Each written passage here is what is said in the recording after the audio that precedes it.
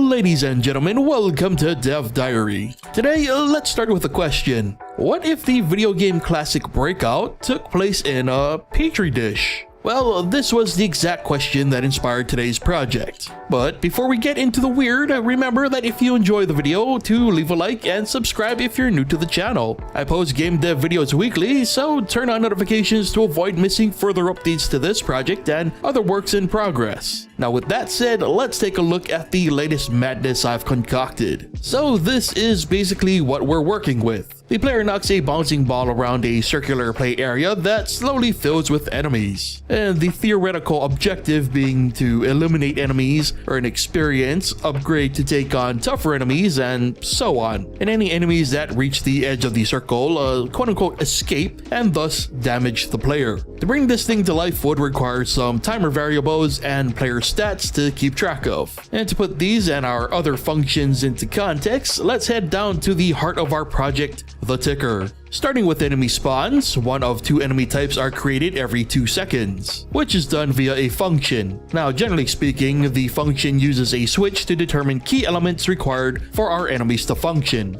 Most are obvious, like health and experience, but also include spawn parameters, which we'll come back to in a bit. First, let's move on to the player. Control-wise, the player can only maneuver around the circular play area, which is determined based on mouse position. For the time being, the player is able to spawn a ball via spacebar, but this is more for testing purposes. Speaking of the ball, for the most part, it acts like a normal bouncing projectile. The large difference here though is the position wrapping, which is done via distance check. Once the ball has reached the edge of the play area, their position is recorded and essentially flipped to 180 degrees so that it appears on the opposite side of the stage, thus creating that classic wrap effect. A cooldown is also initiated to avoid balls getting stuck in collisions after the wrap effect has been triggered. These cooldowns are also applied to the collision checks between player and enemies. And this is the same bounce code that we've used in multiple projects now, and simply alters the trajectory of the ball based on the collision, though bounces off enemies are completely random. This collision check will also damage any enemies that the ball touches, and any enemies who lose all their health are destroyed, awarding the player points based off that data that we provided in their initial spawn. The XP award function is pretty straightforward. XP awarded is added to the player's score. When the score reaches a max limit, it is reset and the player's level is increased. Any remaining points are then carried over into the next level while the level cap is raised. Currently, XP does nothing, but it will be important to progression in a future episode. I should note that the entirety of the enemy collision code is more of a placeholder test for the time being.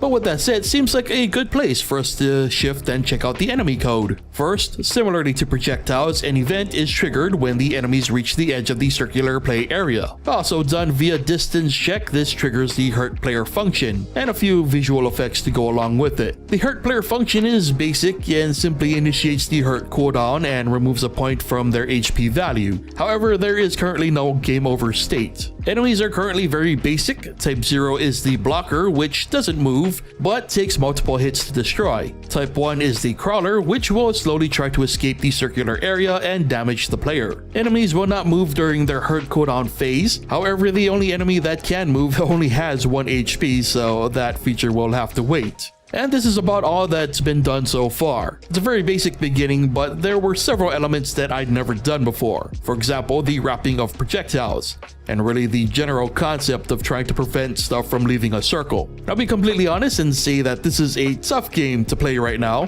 which is why the enemies move so slow. Now I've got like 10 other ideas for enemy types that I'd like to add and a ton of other concepts to test, so we'll definitely be coming back to this one real soon. But the drive to work on this project out of the many featured lately is that I can't remember ever seeing this concept attempted before. Like literally, I've had this concept noted for years now as just super hexagon meets Breakout in a petri dish.